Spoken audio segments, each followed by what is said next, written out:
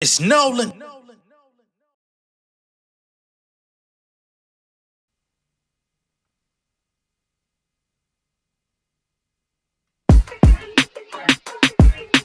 on, come on, yeah, hey, come on, yeah, we said it. I just wanna live fast, die young.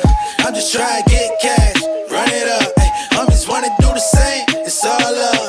Ain't nobody fucking with me. I'm too much. I got everything I need, homie. Black woman, new crib, haters talking greasy. I can feed him some blue steel with my day ones. Fuck a friend, it's all fair. When you see me in your city, it's gon' take a couple grand, but it's automatic. I want the paddock with the flooded face. Run the streets doing 5Ks like I signed a Maze Bloomberg. My stocks rise, bitch, I'm up a case. Shout it, try and sit up on my face like I'm Kevin Gates. From the Camelot, niggas call me Lancelot. Walk up on the scene, girl singing like she Deborah Cox. Too many dollars ain't making sense, I hit a paradox. Man, I'm the king of my castle, ain't talking sandbox. We don't do the drama, my team coming from trauma. From standing in front of judges to taking care of they mamas. I don't even gotta raise a fucking hand if I don't water. Everything I do is grind day. Call her Brianna, I get chase clear. We spending money from the next year. Me and my niggas in Beijing like a fresh beer. Yes, dear, I'm stepping up to the next tier. I'm counting paper like a motherfucking cashier. I wanna live fast, die young. I'm just trying to get cash, run it up. Ay, I'm just wanna do the same. It's all love. Ain't nobody fucking with me. I'm too much, yeah. What's going on, beautiful people? It's the kid J Nolan here. Welcome back to another episode of Inside the Industry, your number one source for music, entertainment, commentary, and breakdowns.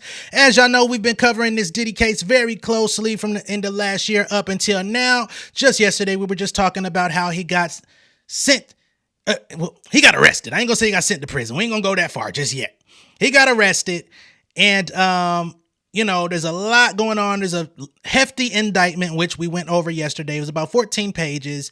Racketeering, trafficking, assault, kidnapping, all types of things, right? Not to mention coercion, all types of stuff. We know about the abuse of Cassie, which is also detailed in there.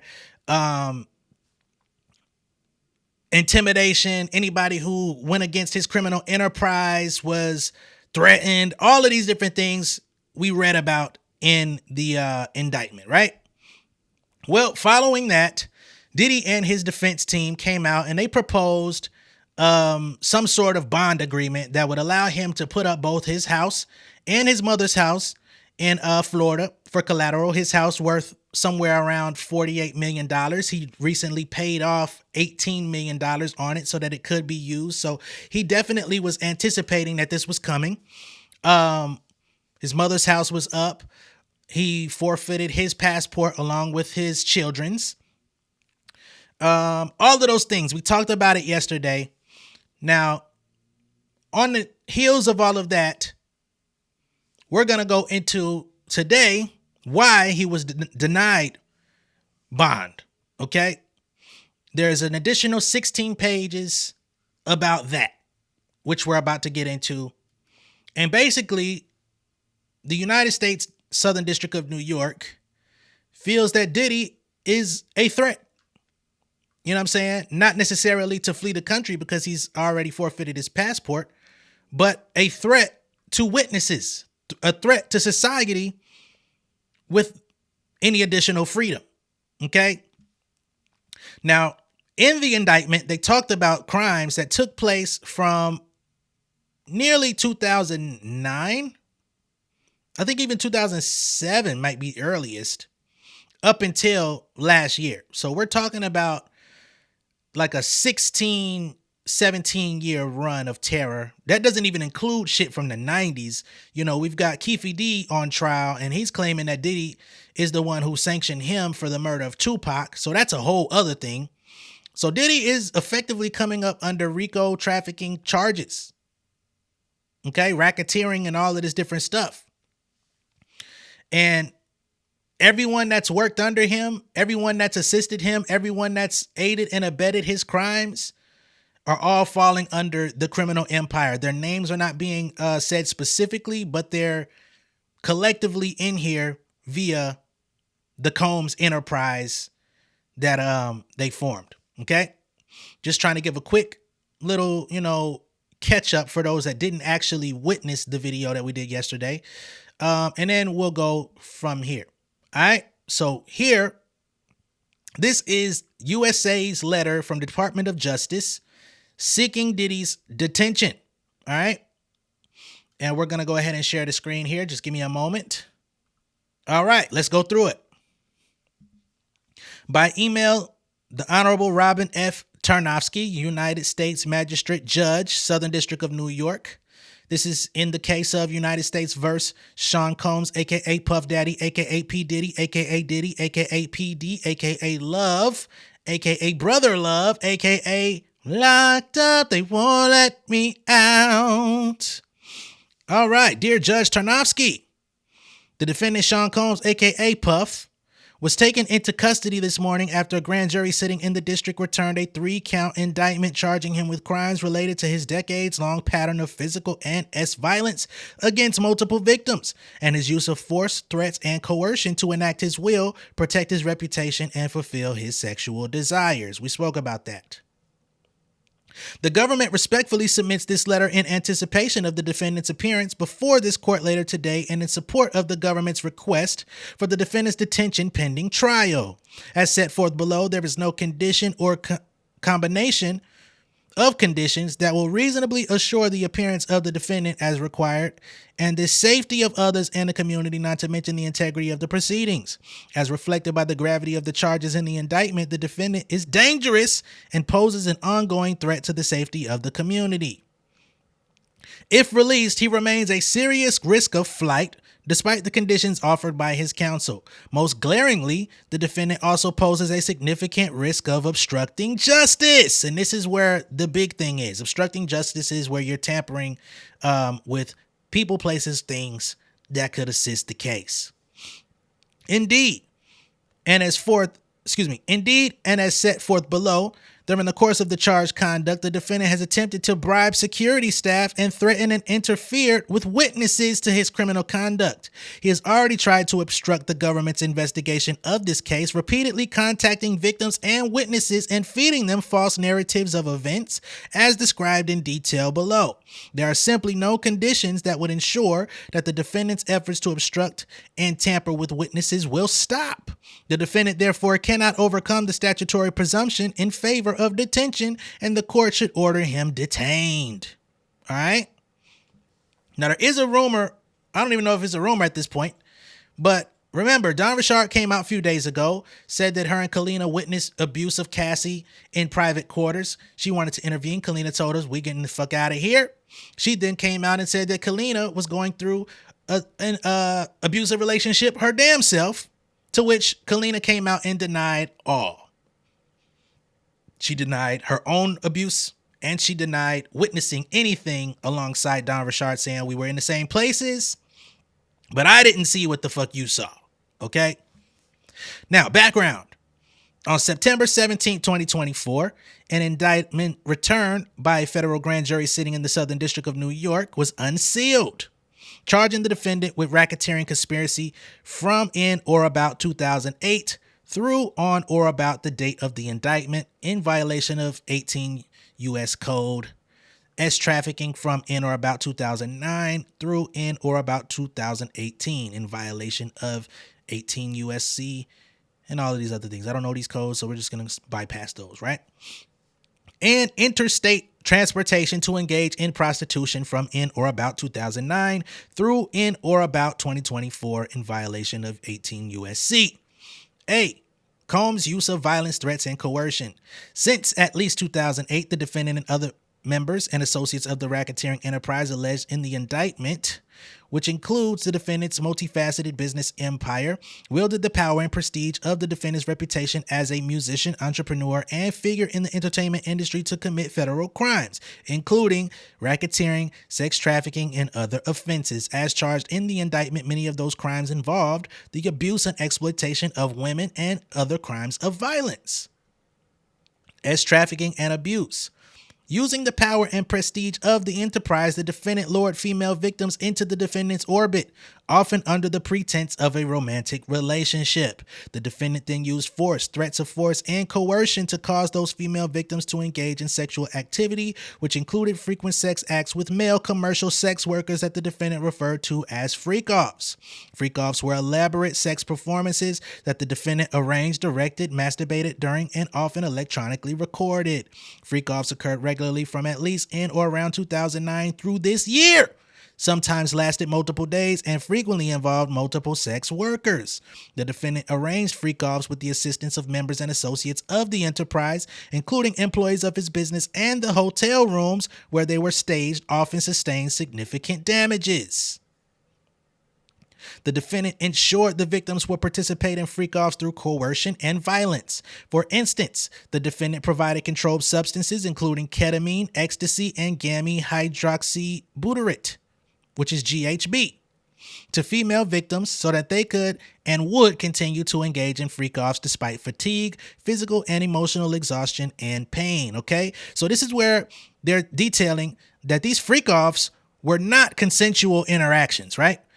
Now, the sex workers, of course, they were consenting because that's what they're hired to do. But many of the people on his side, those recruited by him, people in the industry or out, they're doing this against their will. So this is basically a form of, I guess you could say, arranged assault. Y'all know what I mean? Sexual assault. You know what I mean? Basically. We'll keep going. Let me get back to where I was. The fatigue and emotional pain, right. Additionally, both during freak-offs and separate from freak-offs, the defendant subjected female victims to physical, emotional, and verbal abuse, in part to cause them to engage in freak-offs. The defendant hit, kicked, threw objects at, and dragged female victims, sometimes by their hair. At least a dozen witnesses will confirm that they personally observed the defendant's violence towards women and or the injuries sustained by women and the defendant's hand. There's a dozen witnesses at least. One incident of physical abuse occurred when a female... We went through all this stuff yesterday. That's the Cassie situation. This abuse was captured on video surveillance and publicly reported in May of 2024. The defendant's assaults often resulted in serious injuries to the victims that took days or weeks to heal. The defendant also coerced victims into participating in freak-offs by controlling their careers, finances, livelihood, and or housing, among other aspects of their lives, or by threatening to disseminate recordings of freak-offs. Y'all excuse me, I'm out of breath, I'm winded, because y'all don't know, I've been running up and down the goddamn stairs with my fam. So I did a quick little pause, but whatever. The defendant used his considerable wealth and influence to make victims rely on him financially, for example, by paying for their rent or their cars, or by offering them career opportunities. Once he provided his support, the defendant repeatedly threatened to take it away to ensure the victim's compliance with his demands, including their participation in freak-offs. Indeed, victims believe that they could not refuse the defendant's demands that they engage in freak-offs without risking their financial security or career prospects without repercussions in the form of physical or emotional abuse. Other violence. Let's see what else they got here. In addition to the defendant's physical, sexual, and emotional abuse of his romantic partners, the defendant repeatedly engaged in acts of violence directed towards his employees and others. As charged in the indictment, the defendant, often assisted by members and associates of the enterprise, engaged in kidnapping, arson, and physical violence, such as throwing objects at people, throwing people to the ground, hitting, dragging, choking, and shoving others. Numerous witnesses, including the defendant's employees and others, observed or experienced violence from the defendant firsthand and sustained lasting trauma as a result. For example, okay, they're giving examples. Whoa, shit. In the early morning hours of December 22nd, 2011, I'm not aware of this. I don't think this information was out before. The defendant and a co-conspirator kidnapped an individual at gunpoint to facilitate breaking into and entering the residence of another. Multiple witnesses would testify at trial to the events surrounding the kidnapping and break-in, the latter of which is corroborated by police reports and other records. So this is a staged kidnapping. This is not, okay, I want to be very clear, because sometimes in lawsuits you'll see kidnapping and different things, and sometimes you can get charged for that, for like standing in front of a door or blocking somebody's entry or not entry, but blocking somebody's pathway to exit. You know, that's one way of like forcible kidnapping type of thing. But no, this is an instance where he broke into the residence of somebody, held them at gunpoint. Shit. Approximately 2 weeks later, the defendant's co-conspirator set fire to individual one's vehicle by slicing open the car's convertible top and dropping a Molotov cocktail inside the interior. Police and fire department reports extensively document the arson and conclude that the fire was intentionally set. Multiple witnesses would also testify to the defendant bragging about his role in destroying individual one's car. Now hold the fuck up. This car blow up sounds like Kid Cudi. Remember we talked about Kid Cudi? But now, 2 weeks prior to this car blow up, they're saying that Diddy broke into this person's house and held them at gunpoint, kept them hostage in a break-in. 2 weeks later, this same person's car was sliced open using the convertible top and dropping a Molotov cocktail in the interior to set it ablaze. Now, I can't say with certainty that this is the same Kid Cudi incident, but it sounds eerily similar, unless he's just going around doing this to multiple people. We can continue to go through this to see, but shit. Let's keep going. More broadly, since at least 2008, allegations of the defendant's physical abuse of women and others have been publicly reported in the media, including in Hollywood blogs and on podcasts. Law enforcement reports corroborate that police responded to several instances of the defendant's violence, including assaults against victims and other individuals. More recently, there's been an outpouring of other public allegations against the defendant, including claims of threats and physical and sexual violence dating far as back as the 90s. In short, the defendant's violent tendencies are widely known. However, at no point during the past few decades has the threat of public exposure or law enforcement intervention deterred the defendant from continuing his abuse. The defendant and the members of the enterprise, including, this is where we get into firearms. And we talked about the firearms with the AR-15s, with the, the VIN numbers and stuff scratched off. The defendant and members of the enterprise, including the defendant's security personnel, at times carried firearms, and the defendant himself carried and brandished firearms to intimidate and threaten others. Indeed, some victims were aware of the defendant's access to firearms. On one occasion, the defendant forced a female victim to carry a firearm on his behalf, and on another occasion, he pointed a firearm at a female victim. Now, going back to the J-Lo thing, there is a rumor, and I only say rumor because I can't definitively say it on screen, but they say that he had J-Lo to sneak weapons in the club and subsequently fired off in the club, where Shine took the rap and was locked up for 9 years. I can only say allegedly because I don't have physical evidence to show that that's what happened, but we pretty much collectively have heard this, right? So that's just one instance. The defendant continues to have access to guns, including illegal firearms. You on some TI shit, huh?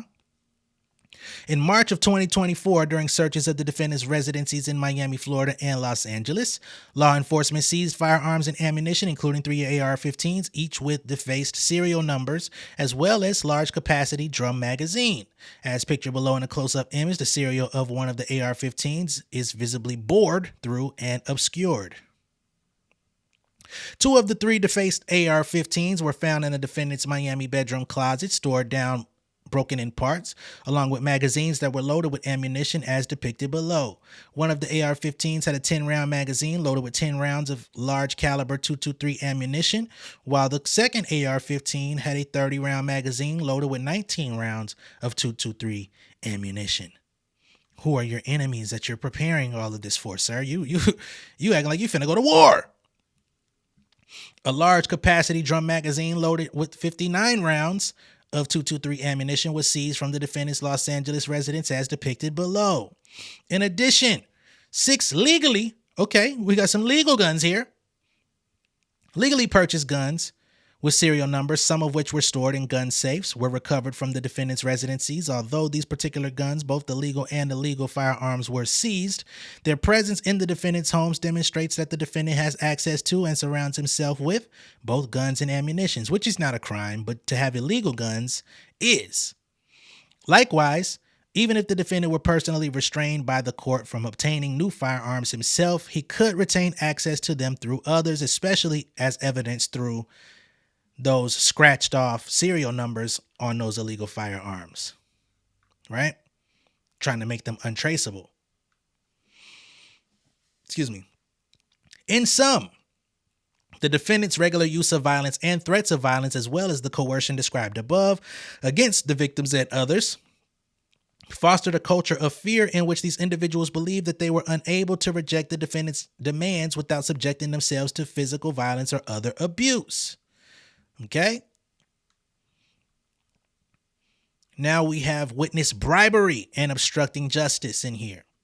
Throughout the time period charged in the indictment, when the defendant faced possibility that his violent and criminal conduct could become public, the defendant and other members and associates of his enterprise pressured witnesses and victims not to report what they saw or heard. For example, we have more examples here. Okay, so this is the Cassie thing once again, the hotel footage. He tried to bribe hotel staff. We already understand that. Similarly, throughout the time period charged in the indictment, members and associates of the enterprise have reached out to multiple victims on behalf of the defendant to convince them not to report the defendant's abuse. Most recently, in late 2023, immediately following public allegations of the defendant's crimes, including his physical and sexual abuse of women, the defendant and other members of the enterprise made repeated phone calls to victims and witnesses, during which they provided victims and witnesses with false narratives of events in an apparent effort to conceal the defendant's crimes. On at least 2 occasions, the defendant recorded those calls on a co-conspirator's cell phone, thereby attempting to obscure his involvement in the obstruction. So here we are. They say in late 2023, probably around the time this whole Cassie endeavor took place, he started making calls to people that had witnessed things and started basically trying to skew their memory of what they had actually witnessed, basically telling them, hey, whatever you think happened, it didn't happen like that. This is what it was. And if anybody asks you what happened, this is what happened. And they have at least 2 occasions of which those calls were recorded on someone else's phone, right? So that he could basically try to obscure his involvement in the obstruction, right? So basically, if he didn't do it, he had somebody within his camp to make those calls and try to enforce this selective memory. Okay? C, the government investigation is ongoing. While the indictment against the defendant was unsealed today, the investigation into his and other co-conspirators' conduct is active and ongoing.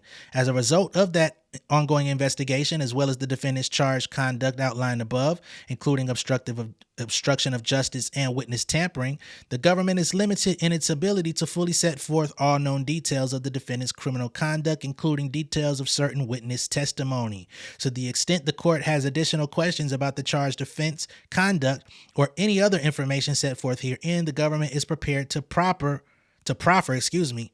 additional information on an ex parte basis. Okay? So they basically outline all of the reasons there as to like witness tampering, abuse,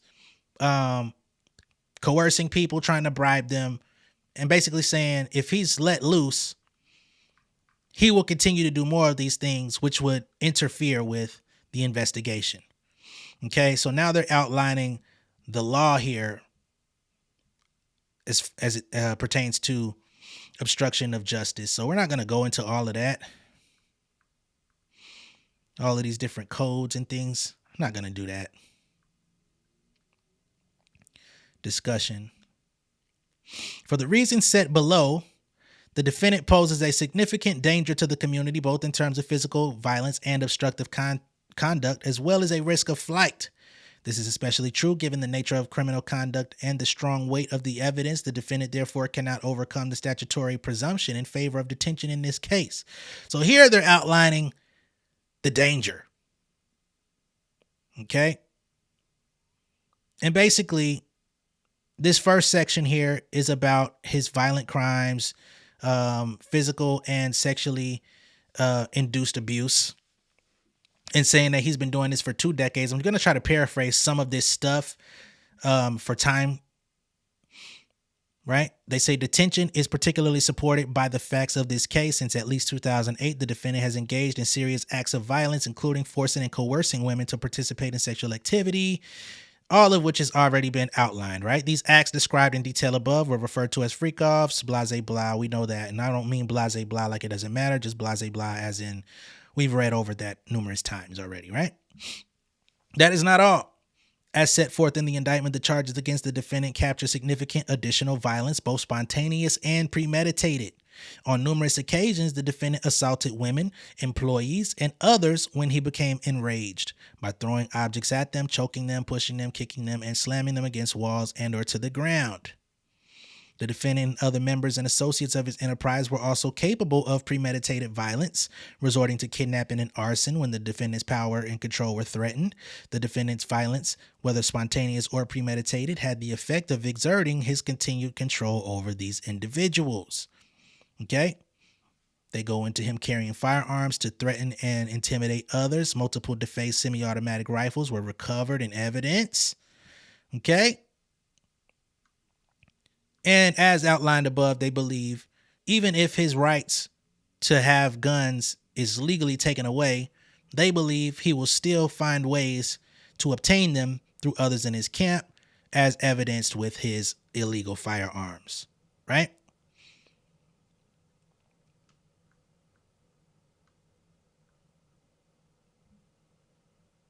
All of this is kind of just repeating what we already know, which is why I'm skipping past some of it. Let's see here. Obstruction. As part of the charged racketeering conspiracy, the defendant engaged in obstruction of justice, including bribery and witness tampering. All right. So they're saying, given his history of engaging in obstructive conduct to conceal his criminal activity, both personally and through intermediaries, there is every reason to believe that he will continue to engage in such obstruction if released. Okay. That deals directly with not allowing him to be let loose and denying that bail. Okay. They keep putting this Cassie incident from 2016 in here, which we all know very well.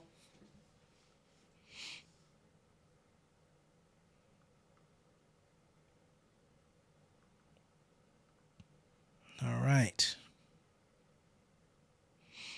Then they get to the Cassie lawsuit. Let me see if there's anything in here that has not been uncovered already surrounding that.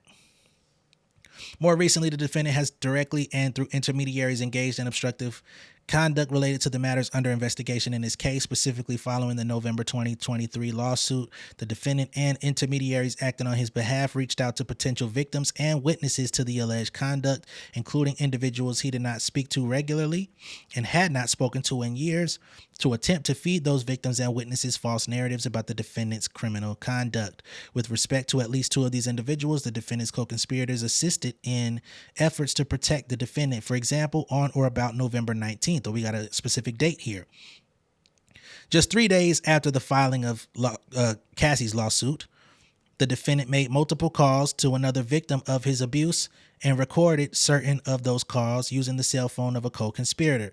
During the calls, the defendant repeatedly asked for the victim's support and friendship and attempted to convince the victim that she had willingly engaged in acts constituting sexual abuse. So after Cassie came out, and of course we know within 24 hours he paid her off, he started calling up people that he knew he had done the same thing to and started trying to intimidate them into changing their story if they were ever confronted, right? Basically trying to convince them, hey, remember, this is something you wanted to do, all right?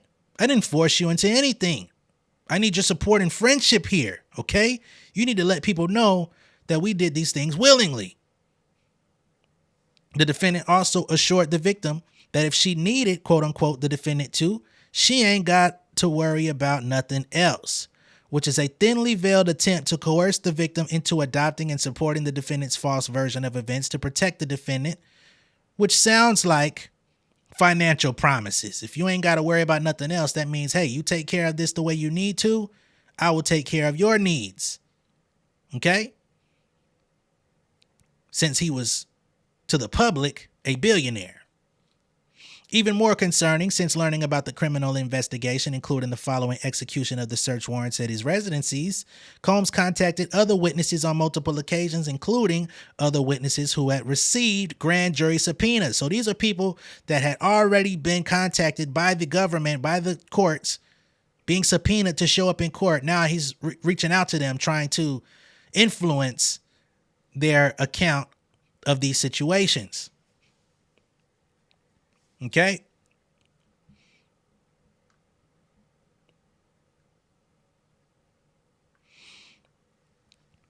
Here, the defendant's conduct goes beyond what the LaFontaine court found sufficient to revoke bail.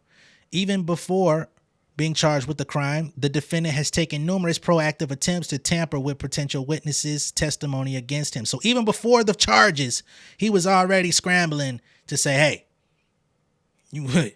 you better come out here and say the right shit. Okay? In addition, the defendant has recorded calls with at least one victim and provided either directly or through intermediaries false narratives. We went through that already. Moreover, the defendant's obstructive conduct is made even more alarming by the manner in which he carried it out to avoid detection. In some instances, by even having intermediaries make calls on his behalf and recording certain calls on other individuals' device. These deliberate actions show that the defendant was aware what he was doing was obstructive and that his aim was to evade detection.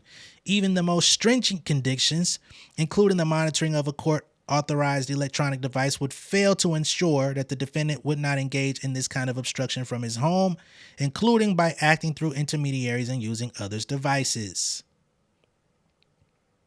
Okay. Risk of flight. Nor can the defendant overcome the presumption that he is a risk of flight.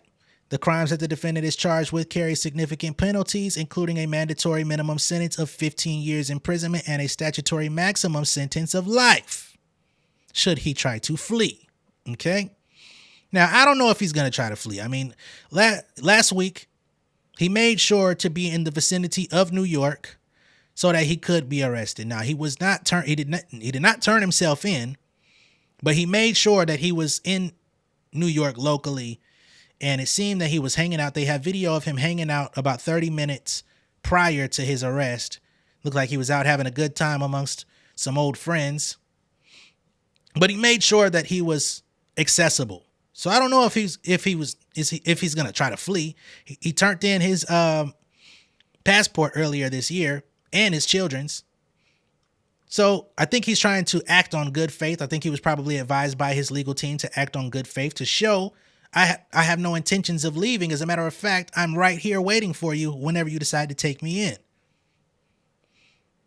I think he would be more of a risk to do something to himself, as others in his camp have said he's not the type of guy that's going to go through this and just accept his fate.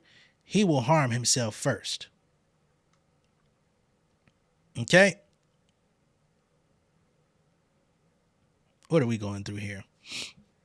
They say, as detailed below, the evidence in this case is incredibly powerful, as the facts set forth in the indictment and herein make plain, dozens of victims and witnesses have provided detailed, credible, and corroborated information against the defendant. These individuals include many who personally experienced and witnessed violence and other crimes at the hand of the defendant. Moreover, their accounts are well corroborated by significant extrinsic evidence, including financial and billing records, travel records, electronic data, and communications, including extensive communications by and with the defendant himself. For example, victim testimony regarding freak-offs is at times corroborated by other witness testimony, communications with the defendant and commercial sex workers, travel records, hotel records, videos of freak-offs, and records reflecting or indicating payment. Similarly, a victim's physical abuse may be corroborated by, among other things, videos of the abuse, photographs of injuries, reports made to law enforcement, communications with the defendant and others, and testimony from other witnesses who saw or heard about the abuse. The photos of injuries is crazy. That's going to take you under, sir, especially if there's videos of said abuse. That's going to take you under, sir. And I'm hoping the under is hot. The vast and varied sources of evidence described in detail below will be compelling evidence of guilt at any trial in this case. Thus, the serious risk of conviction provides further incentive for the defendant to flee prosecution. So they're basically saying, based on all the evidence they have on him that is damning and the witness corroboration of said evidence, it's more of a risk for him to flee because he knows he's going down. Okay? It's crazy, man. Moreover, in this case, risk of flight is augmented by the nature of the evidence against the defendant. The evidence against him, which will be made public at trial, includes substantial evidence that is highly sensitive and has the potential to significantly and negatively impact the defendant's reputation. For example, let's hear the example. I'm here for the examples. Dozens of video recordings created by the defendant of freak-offs with victims. For decades, the defendant has spent significant time and resources ensuring that his criminal conduct avoids public scrutiny. Given the potential penalties here, both incarceration and reputational harm, the defendant has every incentive to flee to avoid prosecution and a public trial. The defendant's incentive to flee outlined above, coupled with the defendant's seemingly limitless resources, creates significant risk of non-appearance. The defendant's net worth is publicly estimated at being close to $1 billion. Indeed, the investigation of this case has revealed that the defendant has access to vast funds and resources, including deep reserves of cash, which would facilitate his evasion of prosecution. At least as of December 2023, the defendant had access to dozens of bank accounts, some personal, many others under corporate entities, which contain millions of dollars. Additionally, as of December 2023, the defendant had over $1 million in personal cash on hand. Ooh, you had $1 million in cash? The defendant has traveled internationally several times per year since at least 2006, and since approximately 2019 has owned a personal plane on which he has traveled internationally. The defendant maintains two primary residences in Los Angeles and Miami. In addition to his private plane, the defendant owns multiple vehicles in multiple locations. He has a personal staff, including assistants, security, chefs, trainers, and others who perform tasks at his command, including transporting him, delivering him currency, securing narcotics for him, and other tasks. So basically they're saying there's a traceable track record of otherwise seemingly legal employees under him who have performed illegal tasks on his behalf to enable him, right? So if he's let out, who's to say that they would not continue doing these things for him and help him flee the country, right? They say, and he is extraordinarily well connected both within and outside the entertainment industry. In short, if the defendant wanted to flee, he has the money, manpower, and tools to do so quickly and without detection. The defendant's lack of access to his passport or private jet would not negate the fact that the defendant could easily buy his way out of facing justice. So if they take everything he has, his jet, his passport, they still believe his network of people in power could possibly assist in him fleeing. I don't know who would want to, because they're going to get their ass taken down as well. But that's what they're putting in here. Again, I'm not sure if he would do this. I don't know the nigga. I think, hell, if you looked at this nigga 20 years ago and you brought these charges to the public eye, a lot of people would laugh and say, there's no way he's capable of that. There's probably a lot of people that would believe so, but given his celebrity, given his endeared public appearance, yeah, a lot of folks would have been like, whatever. Come on now. He liked to party, but I don't know him for that. It's a new dawn. It's a new day, though. All right. Once again, we'll just survey this here to see if there's anything. As to witness to date, the government has conducted interviews with over 50 victims and witnesses. 50! Over 50! Many of whom saw or experienced the defendant's abuse. Many of these witnesses corroborate one another, and their accounts are similarly consistent with the other types of evidence discussed below. The government only expects that number to continue to grow, given that the investigation, which is now public, is ongoing. So they have a minimum of 50 people all corroborating these stories. Shit.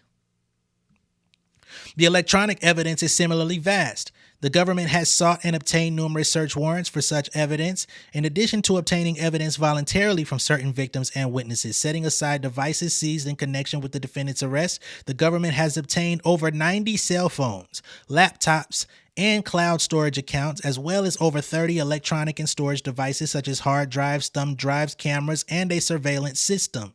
This electronic data comes from the defendant himself, as well as co-conspirators, victims, and witnesses, and chronicles much of the defendant's criminal activity as it occurs. So not only do they have Diddy's electronic devices and footage, but others that were involved have also turned over their evidence. Not to mention the victims providing evidence of their own, probably of different times, places, settings, and their own injuries being documented, right? The evidence also consists of physical evidence, which was seized pursuant to search warrants executed at the defendant's residencies in LA and Miami, as well as on his person and the persons of certain co-conspirators. In addition to the firearms and electronics discussed above, the physical evidence also includes other evidence of freak-offs, including over 1,000 bottles of baby oil and personal lubricant. That part, some people are sensationalizing the baby oil and lube thing. Some people are even making it trying to make it seem like he's being arrested for having possession of those things. I think y'all are incredibly dumbing down this situation. And I won't say that some of these people have participated in freak-offs with Diddy.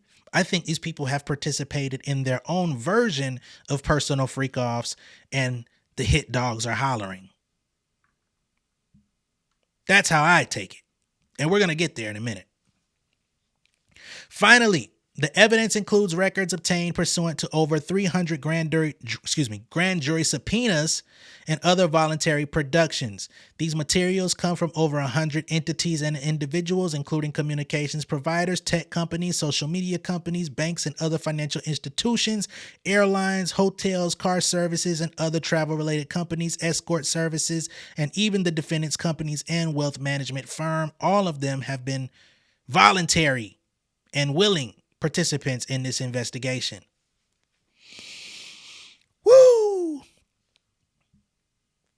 Together, this evidence, as well as other evidence gathered, powerfully demonstrates the defendant's guilt and counsels in favor of detention. Wow. Defense counsel has proposed certain bail conditions, including home detention with electronic monitoring and a $50 million bond secured by defendant's Miami property. So he's saying, hey, let me be on house arrest up until the trial and during the trial, I guess, which is what they're trying to say no to, right? These conditions are plainly insufficient to address the legitimate concerns set up above. In particular, given the defendant's history of engaging in obstructive conduct, the court must reject insufficient conditions proposed, by defense counsel, which do nothing to prevent and detect such conduct. For example, in United States versus Varanti, a case in which the defendant was charged with witness tampering and whereas obstruction remained an ongoing concern, the Second Circuit reversed the district court's release of the defendant on bail conditions because the $1 million bond, which was to be secured by properties owned by the defendant and members of his family, only deterred flight, not danger.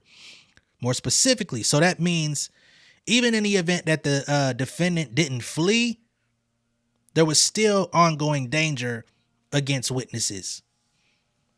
More specifically, the Second Circuit found the district court's bail condition intended to address witness tampering, which was a general prohibition that the defendant was not to commit a crime or intimidate a witness, does not at all impede his ability to do so, and requires no more of him than that which the law already demands from a defendant and every other citizen. Notably, the defendant's previously proposed conditions do not include provisions related to his access to electronic devices, which, as outlined above, the defendant uses to engage in obstructive conduct. So if they let him out, he's going to have access to electronic devices such as phones, computers, iPads, etc., where he can contact people and intimidate them.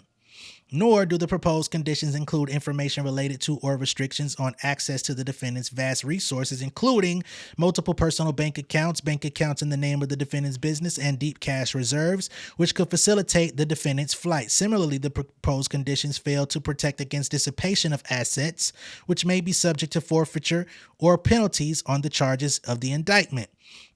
Finally, the proposed conditions do not include conditions that would limit the defendant's potential to engage in violence or abuse, such as drug testing and treatment and surrender of all firearms. Okay? As set forth above, the defendant poses an ongoing and significant danger to the community, has repeatedly engaged in obstructive conduct, and presents a serious risk of flight. The government respectfully submits that the defendant cannot meet his burden of overcoming the statutory presumption in favor of detention. There are no conditions of bail that would assure the appearance and compliance of the defendant or the safety of others. Accordingly, any application for bail should be denied. And I do believe it was. Now, they're saying that Diddy and his legal team will try to appeal this decision in the coming days and weeks. So we'll have to keep an eye out for that. But as I told y'all before, we've got some people in the public eyes, let me go back, that believe he's being wrongfully done. One person being Boosie. Okay?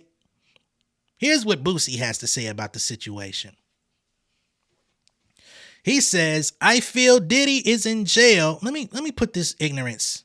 No, it's too explicit. I would put this on the screen. I feel Diddy is in jail for basically doing what every other famous entertainer has done. Quote unquote, flew bitches out for threesomes. He just freakier. We actually go call women prostitutes who fly in willingly to be with their partners for sex. Oh, he says, we actually going to call women prostitutes who fly in willingly to be with their partners for sex. So he's basically saying that these women were not prostitutes. Mr. Boosie, you might want to shut the fuck up. There's transactions. There's bank statements. Okay? You might want to sit down before your ass literally have to go sit down for something else. Okay? You've been ducking and dodging being locked up. You might want to keep it that way, okay? He says, if that's the case, if you've been flued out and had sex, you should be labeled a prostitute. Boosie, I don't disagree with you, brother. But nobody's on trial for that. Diddy is. Okay? If we wanted to be extremely specific about these things, there's a lot of stuff that constitutes prostitution that we enable in this country. Okay?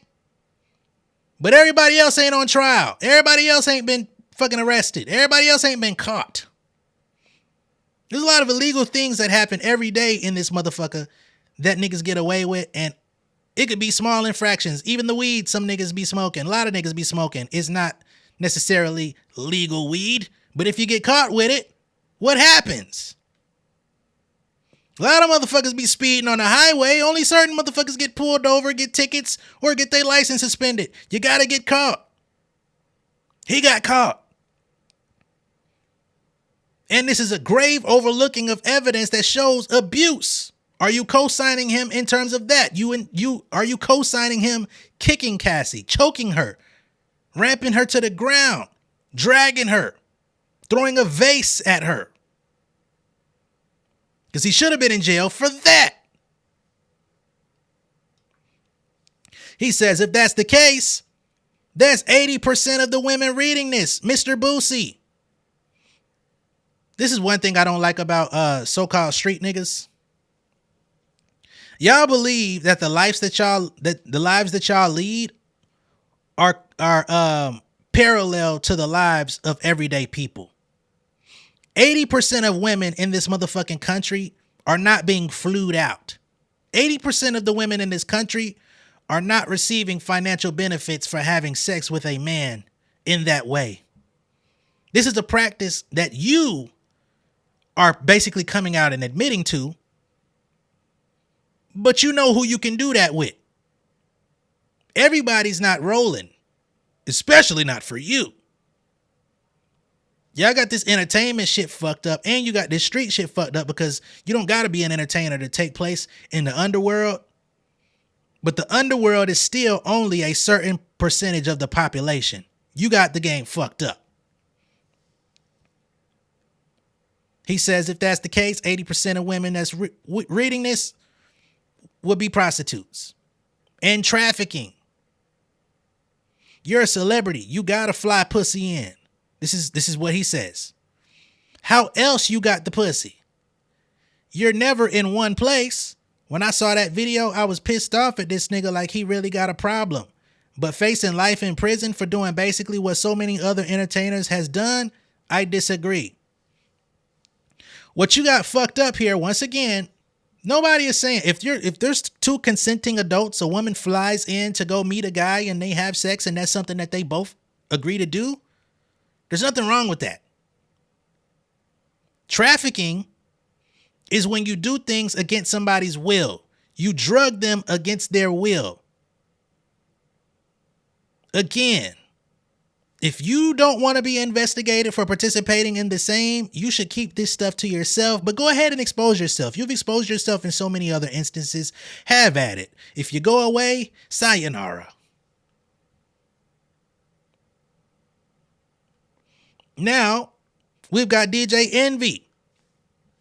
They say DJ Envy has spoken on the rejection of Diddy's request for bail and says that he should get bail since Harvey Weinstein, Bill Cosby, and O.J. Simpson were all granted bail in their cases. DJ Envy, are those the types of people you want to compare anyone to? And based on good evidence, why would you continue granting bail to people that are known abusers? You give them the benefit of the doubt to bail them out, and then they still end up going down for all of the abuse that they're being charged and accused of. At some point, there has to be a precedent set that you can't just come back out to the street. And if Diddy has to be that example, fuck him. But let's go ahead and play the idiot. You've been laying low for a minute. It's nice to see you poke your head out with something, although this is terrible. Go ahead, Envy. What you got to say?